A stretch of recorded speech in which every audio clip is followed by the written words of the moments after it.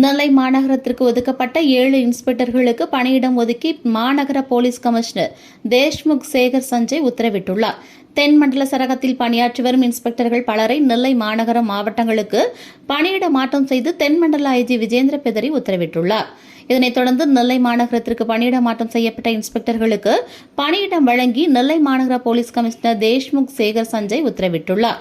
மதுரை மாநகரம் திடீர் நகர் காவல் நிலைய இன்ஸ்பெக்டர் கனகராஜ் நெல்லை சந்திப்பு குற்றப்பிரிவுக்கும், கன்னியாகுமரி மாவட்டம் ராஜாக்கமங்கலம் இன்ஸ்பெக்டர் ஜெயலட்சுமி நெல்லை டவுன் குற்றப்பிரிவுக்கும், தூத்துக்குடி மாவட்டம் தூத்துக்குடி வடக்கு இன்ஸ்பெக்டர் காசிபாண்டியன் பேட்டை குற்றப்பிரிவுக்கும், தென்காசி மாவட்டம் ஆழ்வார்குறிச்சி இன்ஸ்பெக்டர் குணசேகரன் மேலப்பாளையம் சட்டம் ஒழுங்கு போலீஸ் ஸ்டேஷனுக்கும், தூத்துக்குடி மாவட்டம் புதுக்கோட்டை அனைத்து மகளிர் இன்ஸ்பெக்டர் ரசிதா பாளை குற்றப்பிரிவுக்கும், மேலப்பாளையம் இன்ஸ்பெக்டர் செந்தில் தங்கத்துறை நெல்லை சட்டம் ஒழுங்கு போலீஸ் ஸ்டேஷனிற்கும் நியமிக்கப்பட்டுள்ளார்.